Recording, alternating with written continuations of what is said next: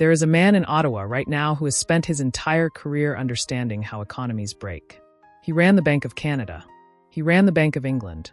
Before that, he worked at Goldman Sachs, sitting in the rooms where complex financial instruments were built, tools that helped inflate the bubble that burst in 2008 and nearly brought the global economy to its knees.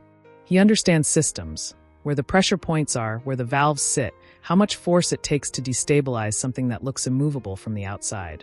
And 3 days ago, Donald Trump handed that man something extraordinarily dangerous, a reason to use that knowledge.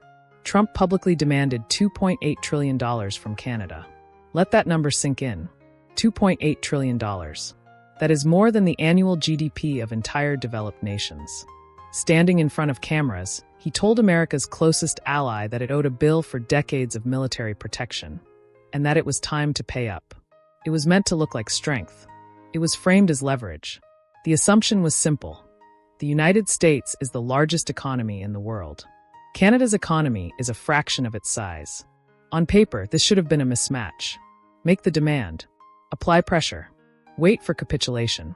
Inside the White House, the expectation, according to multiple reports, was that Canada would fold within 72 hours. Public protest, private negotiation, a reduced figure, and a victory lap in Washington. Clean. Predictable. Contained. But 72 hours passed, and Canada did not call. That silence was not emotional. It was mathematical. When you strip away the speeches and flags and rhetoric, when you look not at pride but at supply chains, at the physical materials that move through pipelines, rail lines, ports, and refineries, you see something different. The dependency between the United States and Canada does not run the way many assume it does. Start with energy. The United States imports over 4 million barrels of crude oil from Canada every single day. That represents roughly 60% of all U.S. crude imports. Those barrels flow through pipelines crossing Minnesota, Montana, Michigan, feeding refineries in the Midwest and along the Gulf Coast. Here's what makes that more than just a trade statistic. Many of those refineries were specifically engineered to process heavy sour crude, the exact type produced in Alberta's oil sands. You cannot simply substitute another grade of oil without major retrofitting. The chemistry differs. The sulfur content differs. The viscosity differs. Converting a refinery to process a different crude blend costs billions and takes years. So when Prime Minister Mark Carney announced an emergency national security review of Canada's energy export infrastructure, it was not symbolic. It was structural. It signaled that Canada was evaluating control over the valve feeding much of the American Midwest. Within hours, oil markets reacted. Prices moved. Refinery stocks dipped. Not because supply had changed, but because uncertainty had entered the system. And uncertainty alone can be enough to move markets violently.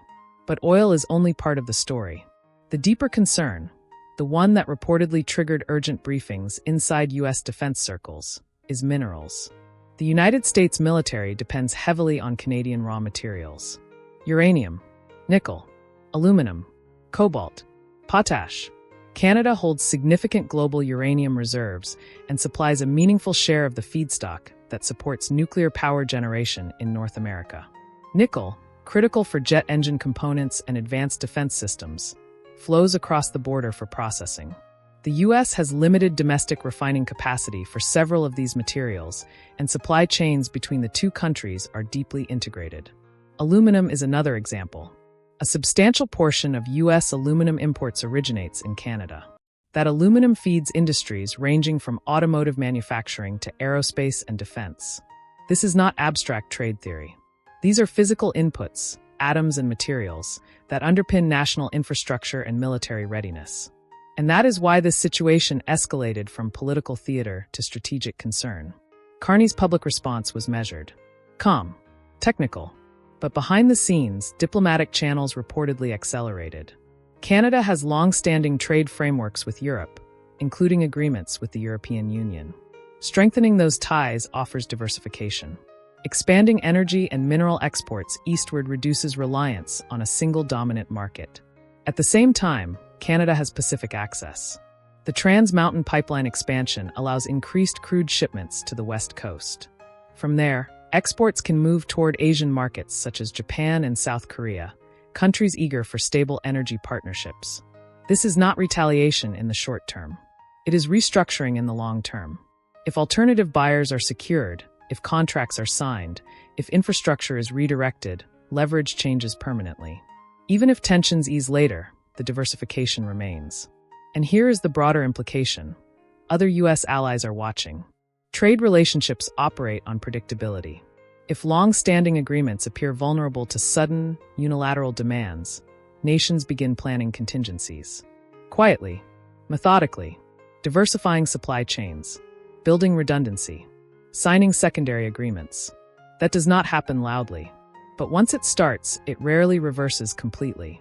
Now bring this closer to daily life. Energy disruptions translate into price volatility at the pump. Manufacturing disruptions ripple through automotive plants and industrial supply chains. Electricity grids in parts of the northeastern United States import Canadian power. Market instability affects retirement accounts and investment portfolios. These systems are interconnected. They rely on trust and flow. Where does this go next? There are three broad paths. The first is de-escalation. Market pressure builds. Political pressure builds. Both sides step back. The rhetoric cools. A face-saving compromise emerges.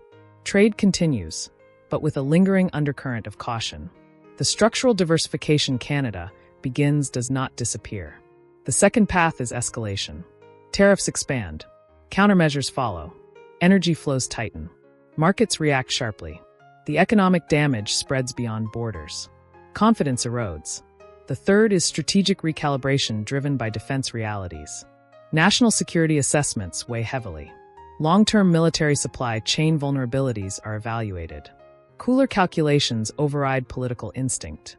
No matter which path unfolds, one truth is already clear. The psychological foundation of the U.S.-Canada relationship has shifted. Trust, once strained, does not fully reset. Power in the modern world is not measured only by military size or GDP rankings. It is measured by supply chains, by access to raw materials, by who controls the flow of essential resources. Without those flows, rhetoric becomes noise. Noise does not refine oil. Noise does not generate electricity. Noise does not build aircraft. This story is not just about a demand. It is about leverage, interdependence, and the fragility of alliances in a system where economics and security are inseparable. The markets are watching. Governments are recalculating. Supply chains are being mapped with new urgency. And the outcome of this confrontation could reshape North American trade and global alignment for years to come. Stay informed, stay analytical, and follow Newsexbrief.